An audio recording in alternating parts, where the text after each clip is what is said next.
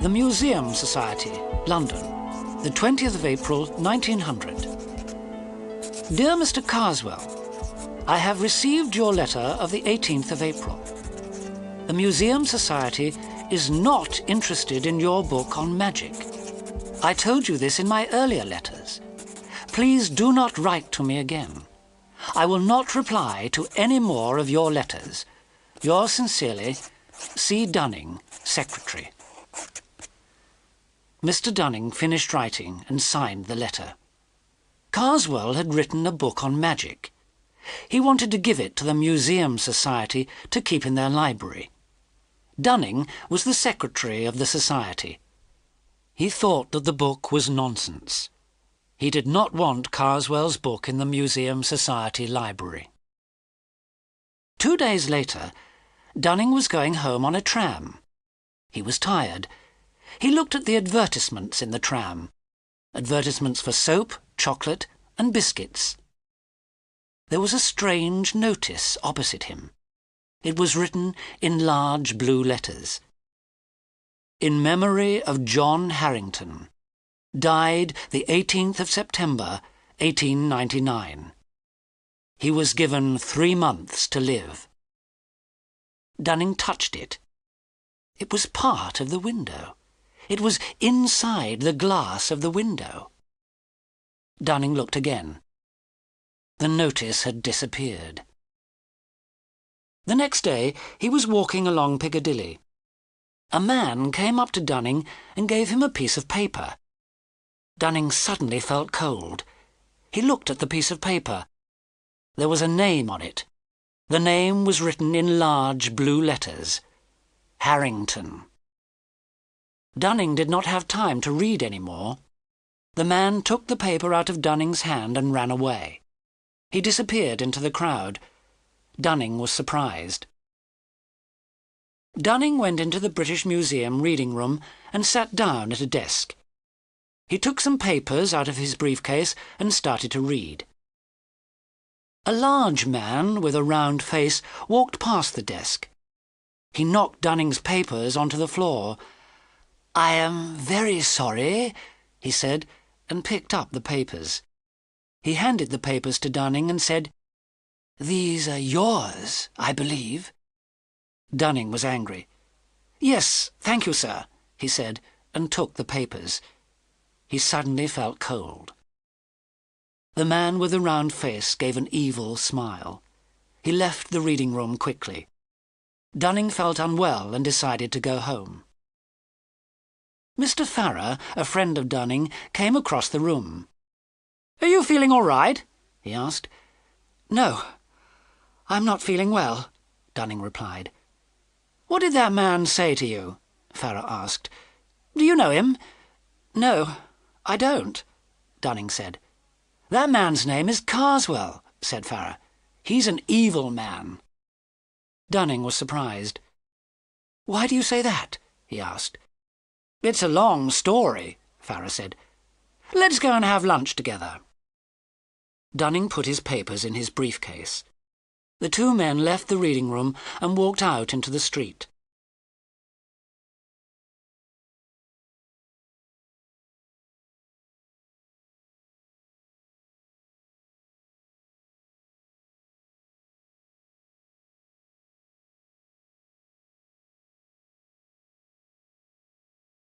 Dunning soon felt better.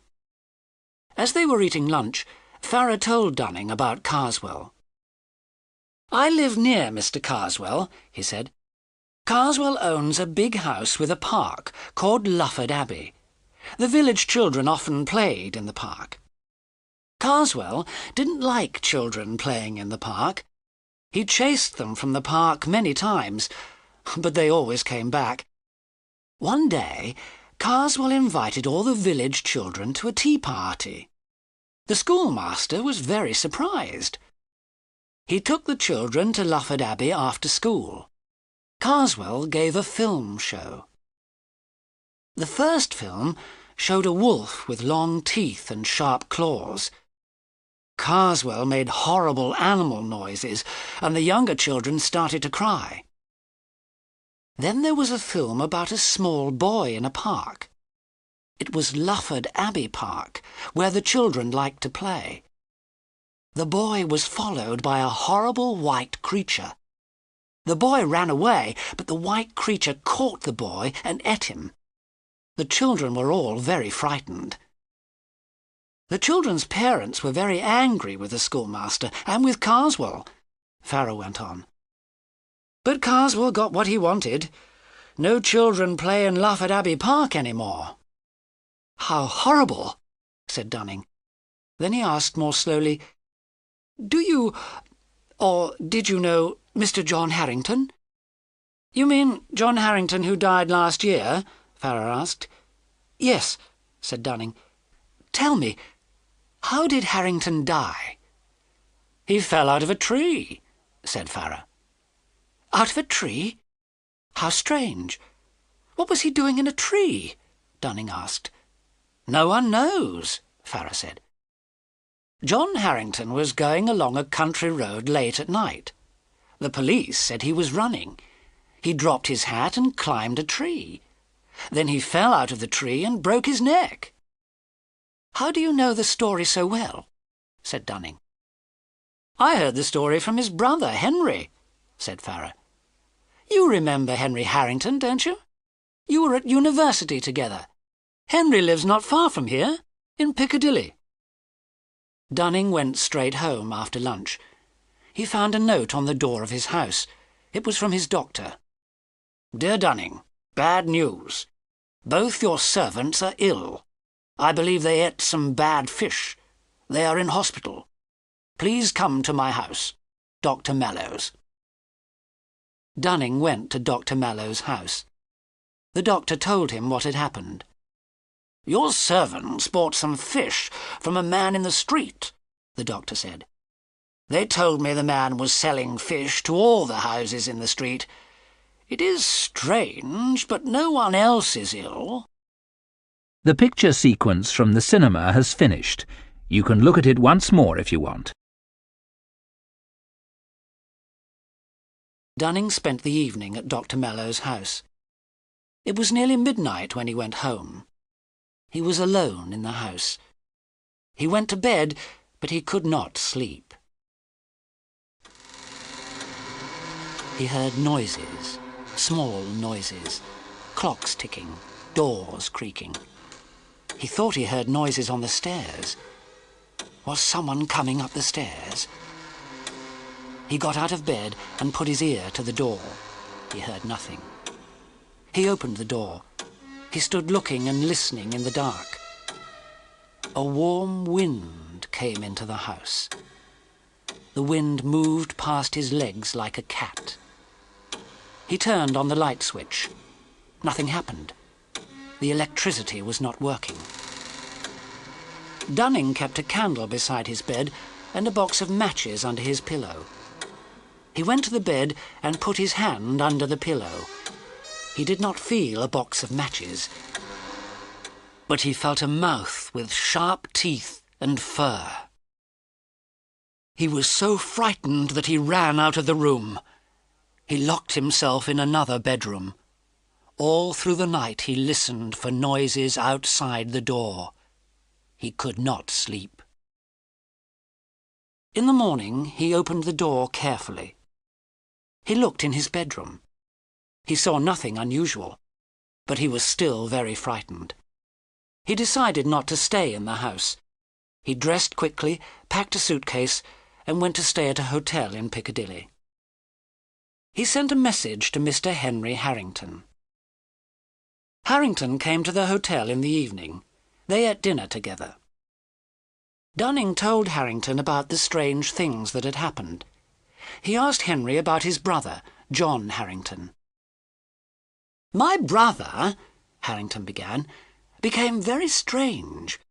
For 2 months he thought someone was following him. He talked about magic. Magic? Dunning said in surprise. Why did your brother talk about that? John knew a lot about magic, Harrington said. Before his trouble began, John wrote about a book on magic for a newspaper. He said the book was nonsense. The author of the book was very angry. The author's name was Carswell. Carswell? Dunning said. Do you know him? Harrington asked. Yes, I do, said Dunning. He wanted to give a book on magic to the Museum Society. I did not want it in the library. I told him that the book was nonsense. Then you are in danger, Harrington said. I believe that Carswell murdered my brother by magic. I will tell you the whole story. The picture sequence from the cinema has finished. You can look at it once more if you want.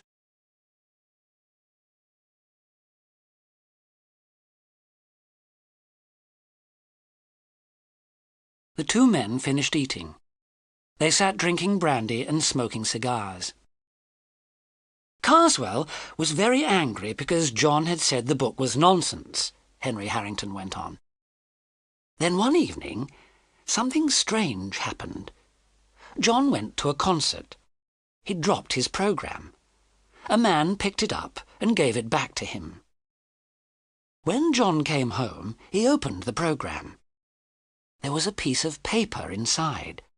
Strange red and black letters were written on the paper. John showed it to me. This happened last June, Henry Harrington said. The weather was so cold that we had a fire burning. We were looking at the paper when suddenly the door blew open. A warm wind blew into the room. The piece of paper was blown into the fire. It was completely burnt in a moment. A warm wind? On a cold night? Dunning said. Yes, I remember it clearly, said Harrington. It was like something coming into the room. From that night, John had strange dreams. He thought that someone was following him. He didn't want to go out. He kept the lights on in the house and didn't want to be alone. And did you see who was following him? Dunning asked. No, I didn't, Harrington replied. But I saw one other unusual thing. It was a calendar. It came in the post. Every date after the 18th of September was cut out. And what was the date of the concert? Dunning asked.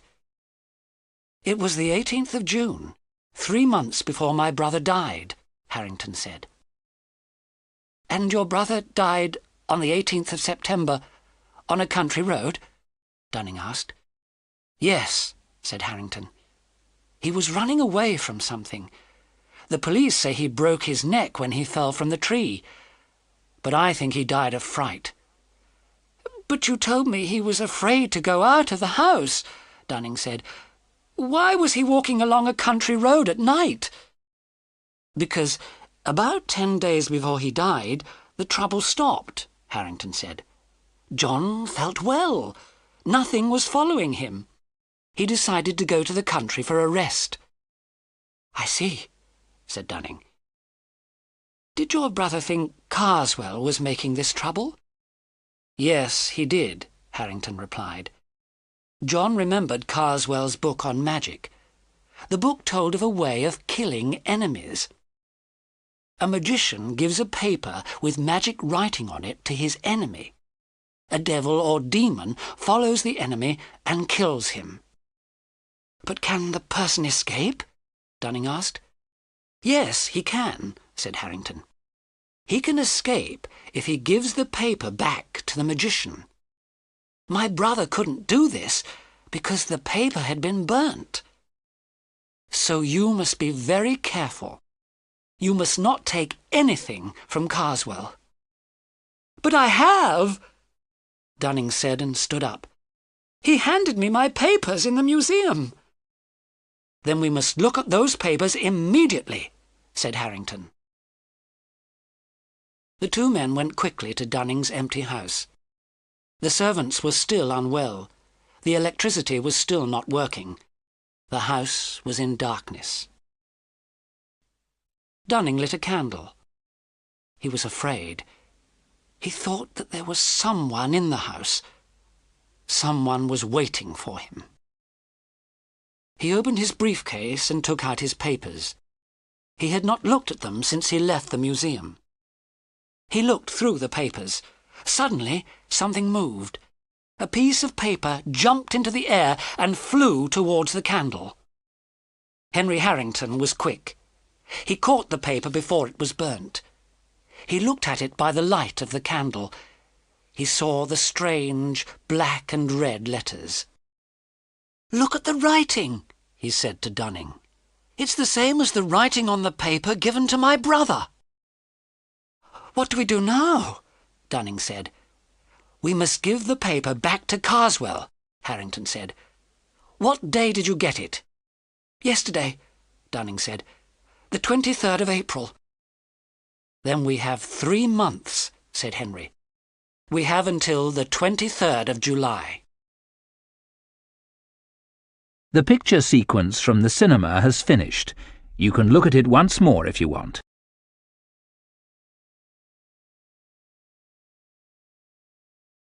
Harrington paid detectives to watch Carswell. Carswell was in Lufford Abbey. He never came out.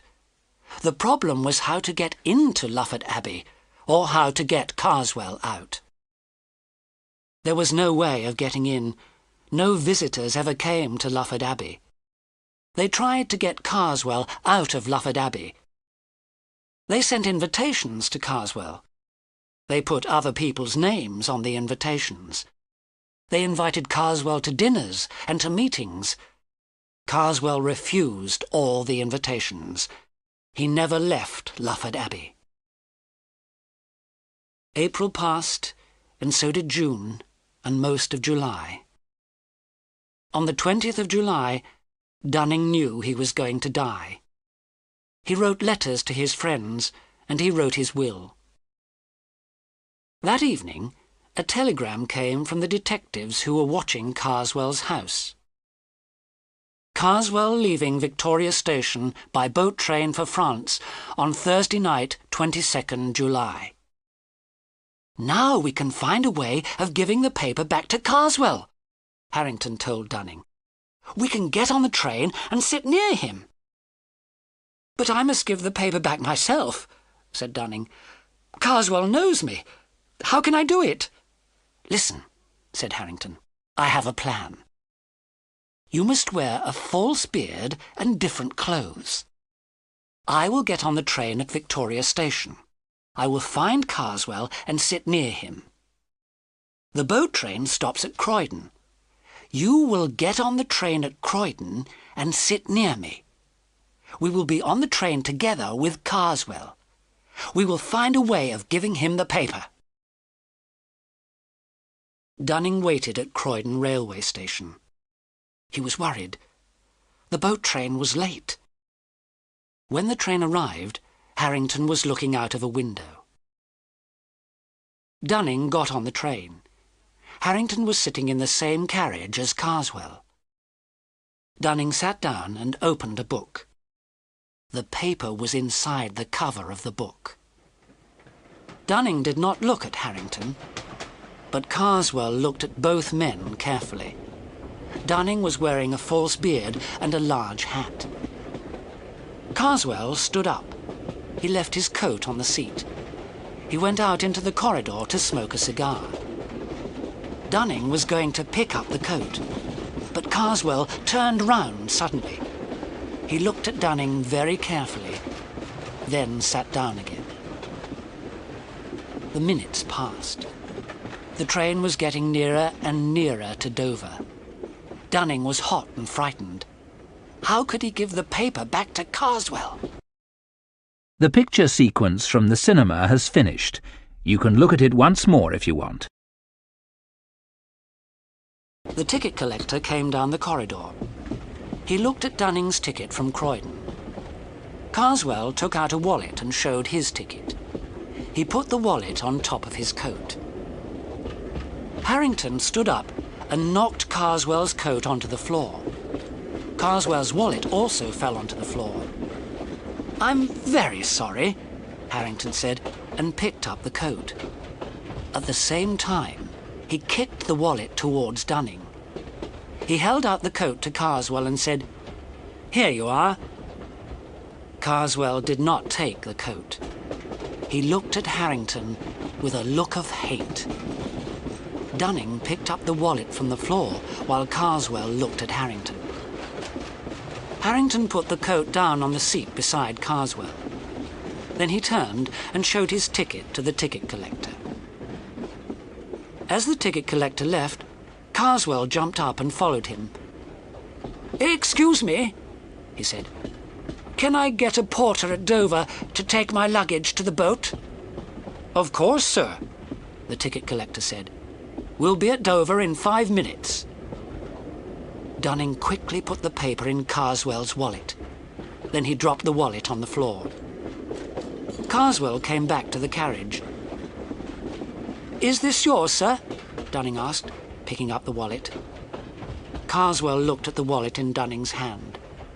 "Thank you very much," he said, and he took the wallet. He did not pick up his coat. The train slowed down. The carriage became dark.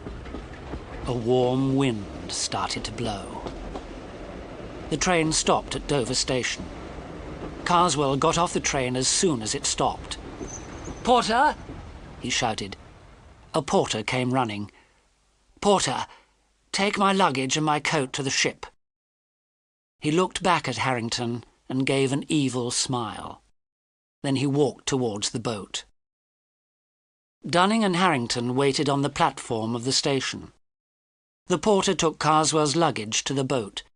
They heard an officer say, "I'm sorry, sir, you can't take an animal on the ship." Then a moment later, "I'm sorry, sir, I thought you had an animal with you. I see it's only a coat." Carswell got on the ship for France. Dunning and Harrington took the train back to London. 2 days later, a notice appeared in the Times newspaper. Abbeville, France, the 23rd of July, 1900. There was an accident today at St. Wolfram's Church. An English traveller fell from the church tower. He died immediately. The traveller's name was Mr. Carswell, of Lufford Abbey. The picture sequence from the cinema has finished. You can look at it once more if you want.